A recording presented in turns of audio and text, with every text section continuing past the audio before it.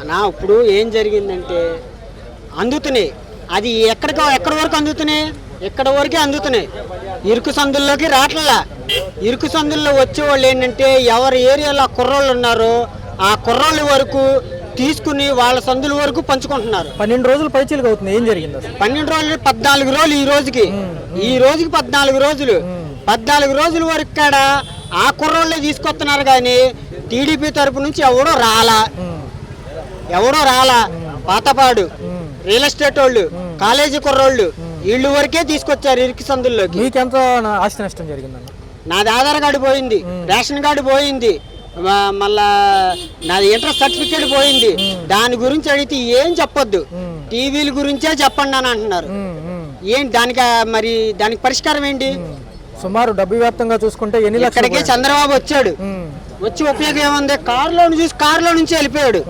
జగన్ గారు వచ్చారు, జగన్ గారు అక్కడ ఓ బార్ ఉంది, పల్స్ బారు, ఆ పల్స్ బార్ కాడ నుంచి భవానీ బార్ దాకా వచ్చారు నీళ్ళల్లో నడుచుకుంటా. ఇప్పుడు ఆయన చేసింది ఏం తప్పు చేసింది అనేది మనకు అనవసరం. అది ప్రజలకి మంచి చేశాడు. ఆ పిల్లలకి మన అమ్మ ఒళ్ళు అవన్నీ వేశారు ఆయన ఉండంగా. ఇప్పుడు నేను అది చేస్తాను ఇది చేస్తానని చెప్పాడు, ఇంత మటుకి ఏమీ అందలేదు. కానీ ఆయన గురించి తప్పుగా అనుకోకూడదు, ఈయన గురించి తప్పుగా అనుకోకూడదు. కాకపోతే ప్రజల్లోకి వచ్చి నీళ్లు తగ్గినాయి. ఇప్పుడు రావడానికి వాళ్ళకేంటి ఇబ్బంది? ఇప్పుడు అసలు వాళ్ళకి రావడానికి ఇబ్బంది ఏంటి? సందుకు వచ్చి అమ్మ మేము ఉన్నాము చేస్తామని అనొచ్చుగా. లేదు, జగన్ గారు వచ్చి అమ్మ వాటర్ తగ్గిన తర్వాత నేను వచ్చి అందరికీ న్యాయం చేస్తాను, మీరు ఎవ్వరూ బాధపడొద్దు అన్నారు. మొన్న అక్కడ కండ్రికల కరెంట్ షాక్ కుర్రోడు చనిపోయాడు. ఆ కుర్రోడికి ఇంత మటుకి ఎవరన్నా చేశారా? ఏమీ లేదు. అసలు ఎవడో ఏం చేయడు అన్న, ఎవడో ఏం చేయడు. ఇప్పుడు పవన్ కళ్యాణ్ గారు ఉన్నారు, జ్వరం వచ్చింది అన్నారు. జ్వరం వచ్చిందంటే పోనీ అది మనం చూడలేదు కాబట్టి మనం తప్పుగా అనుకోకూడదు.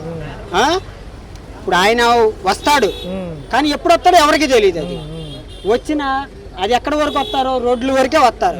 నేను పక్కా పవన్ కళ్యాణ్ ఫ్యాన్ని, కానీ ఎక్కడి వరకు వస్తారో తెలియదు. ఇంటింటికి వస్తారా? రారు. ఆయనే కానీ చంద్రబాబే కానీ ఎవడో రాడు. ఇప్పుడు ఇక్కడ నుంచి కండ్రిగా చివరి వరకు వాటర్ కానీ ఫుడ్ కానీ ఆ టీడీపీ పార్టీ కొత్తగా జాయిన్ అవుతున్నాడు రవి గారు అని ఆయన ఒక్కడే న్యాయం చేసింది. రోడ్డు మీద జనాలను కరెక్ట్గా నుంచోబెట్టి గుడ్లతో పాటు కర్రీ చేసి మరీ పెట్టాడు ఆయన. ఈ సమయంలో వాలంటీర్ వ్యవస్థ ఉంటే ఎలా ఉండేది మీ అభిప్రాయం? వాలంటీర్లు ఉంటేనే కరెక్ట్. ఈయన వచ్చిన తర్వాత వాలంటీర్లు తీస్తాడు, కానీ అసలు వాలంటీర్లు ఉంటేనే కరెక్ట్గా ఇంటికి చేరతాయి. వాలంటీర్లు లేకపోతే ఇక వేస్ట్. ఈ జగన్ వచ్చిన తర్వాత వాలంటీర్లు అన్నారు. జగన్ రాకముందు వీళ్ళందరూ వెళ్ళి రేషన్ షాపుల కాడికి, ఈ ఫంక్షన్ల కాడికి, దాని దగ్గరికి వెళ్ళి దీని దగ్గరికి వెళ్ళి ఆ ఎండలో నుంచి నిరసాలు వచ్చి పడిపోయి చేయడమే తప్ప ఏమీ లేదు. కరెక్ట్గా ఈయన ఉన్నప్పుడే కరెక్ట్గా జరిగింది. జగన్ గారు ఉండగానే కరెక్ట్గా జరిగింది. మరొక అంశం చూసుకుంటే ఏదైతే ఇప్పుడు సెక్షన్ చూసుకుంటే కృష్ణానది పైన కొట్టిన గోడ ఏదైతే ఉందో కృష్ణలంక వాసులకి 3 లక్షల మందిని కాపాడింది. ఈ మట్టికి కట్టడం నెంబర్ 1.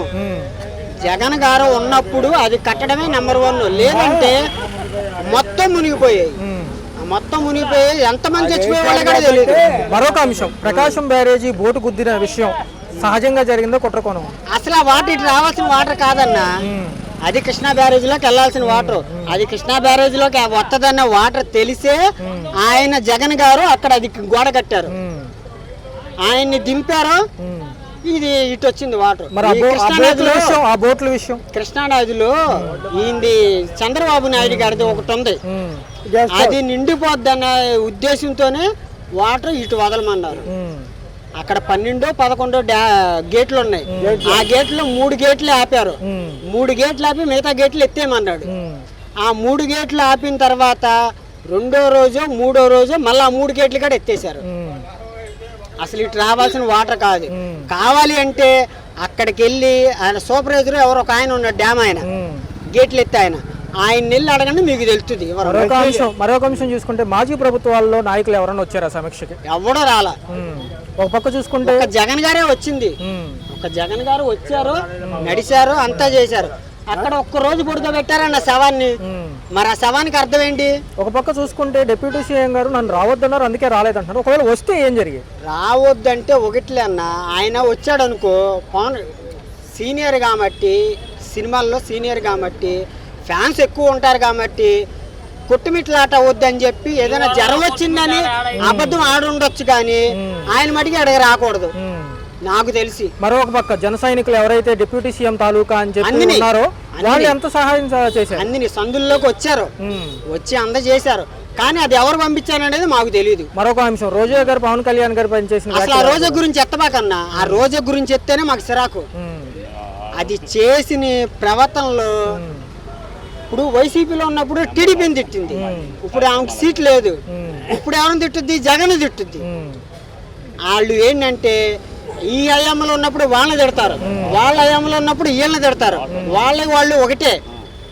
మయాన సంకనాకి పోయేది ఎవరంటే ప్రజలు. ఆఖరి ప్రశ్న చూసుకున్నట్లయితే ఒక పక్క విరాళాలు సేకరిస్తున్నారు, పేద ప్రజలకు చేరడానికి ఏదైనా అవకాశం ఉందంటారు? విరాళాలంటే ఒకటి అన్న, ఇప్పుడు మాకు ఫోన్ తడిసిపోయింది లేదు, మేము వెళ్ళాం, ఏది విఆర్ఓలు వస్తున్నారు రాపించడానికి వెళ్ళాం, ఫోన్ ఉంటే మా దగ్గర రండి, లేదంటే లేదన్నారు. మరి దీనికి అర్థం ఏంటి? ఫోన్ ఉంటేనే రాసుకుంటారా? ఫోన్ లేకపోతే రాసుకోరా? ఈ ఓటీపీలు అవసరమా మీకు ఈ టైంలో? ఇప్పుడు నీళ్లు లేవు, వరదలు రాలేదు, ఏమి రాలేదు, నువ్వు ఓటీపీలు అడిగావంటే ఆ అర్థం వేరు. నువ్వు ఏమి లేకుండా వరదలు వచ్చి అన్ని కొట్టుకుపోయి అంతా చదువుతుంటే నీకు ఓటీపీలు ఇప్పుడు అవసరమా? ఈ చంద్రబాబుకు ఇప్పుడు ఓటీపీలు అవసరమా? ఎప్పుడు లేని ఓటీపీలు ఇప్పుడు ఎందుకు వచ్చినాయి? ఇప్పుడు రామారావు గారు ఉన్నప్పుడు ఓటీపీలు లేవు, వైఎస్ రాజశేఖర రెడ్డి ఉన్నప్పుడు ఓటీపీలు లేవు, ఇప్పుడు ఈయనొక్కడు వచ్చినప్పుడు ఓటీపీలు ఎందుకు? జగన్ గారు ఉన్నప్పుడు ఓటీపీలు లేవు. ఓటీపీలు దేనికి అవసరం?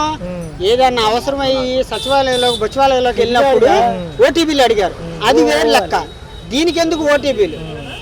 ఒకటి దగ్గర ఫోన్ ఉంటుంది, ఒక దగ్గర ఫోన్ లేకపోద్ది, నువ్వు ఇవ్వు లేదంటే లేదు, నీకు ఓటీపీలు అవసరం ఎందుకు? వదిలేసా పోనీ నాన్న, వదిలేసేయి, పోతే పోయినాయిలే, మనయ్యాక పోయినాయి, మనం అనవసరంగా వేసి గెలిపించాం ఆయన్ని, ఇప్పుడు ఈ పని చేస్తున్నాడు. అసలు ఒక రకంగా చెప్పాలంటే పవన్ కళ్యాణ్ లేకపోతే ఈ చంద్రబాబు లేడు, పవన్ కళ్యాణ్ లేకపోతే జగన్ లేడు, చంద్రబాబు లేడు. ఆయన నిరాహారదీక్ష చేసి రోడ్ల మీద కూర్చుని అన్ని చేయబట్టే చంద్రబాబు జైల్లోంచి బయటకు వచ్చాడు. ఈయన మోడీ దగ్గరికి వెళ్ళి బతిలాడి అది చేసి ఇది చేస్తే చంద్రబాబు బయటకు వచ్చాడు. కేంద్ర సహాయం ఎంతవరకు అందొచ్చు అంటారు ఈ ఉపద్రవం మీద? ఏం అందదన్న, ఏ చంద్రబాబు హయాంలో ఏమీ అందదు, ఇది మటికి వాస్తవం. ఎలగలేరు ఇక 11 గేట్లు ఇచ్చేసాక మడ్డ గుర్చిపోయింది. 33 ఏళ్ళు అయింది, 2003లో. అసలు అది కృష్ణానదిలోకి వెళ్ళాల్సిన వాటర్ ఎందుకు వచ్చింది? ఇటు ఎందుకు వచ్చింది వాటర్? అది చెప్పు. సీఎం గారి 2004లో వచ్చిన వాటర్. ఒక్క నిమిషం ఆయన కంప్లీట్ చేయండి సార్. లింగమనేని భాస్కర్రావు గారి గెస్ట్ హౌస్ మునిగిపోద్దని మడ్డ గుర్తా తప్ప ఇక ఏంటి? వాళ్ళు ఆఫీసర్లు చెప్పారు, టీవీలో చెప్పారు. ఏంటి అది? ఆడి ఒక్క కుటుంబాని కోసం ఇంతమందిని 3 లక్షల మందిని మట్టగుడిపితే ఏంటి? నీళ్ళు తాగటానికి నీళ్ళు నానా మట్లు కూర్చారు. వేరే ఉద్దేశం కాదయ్యా, నాకు అన్ని బూతులు అవుతాయి.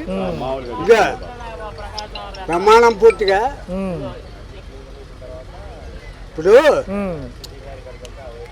డిప్యూటీ సీఎం నేనుంటే చెంబు బాగా తగ్గుతా అన్నాడు. మరి పెట్టాపురంలో ఏం చేశాడు? ఆ నియోజకవర్గంలో ఏం చేశాడు? ఒకటి చెప్పు.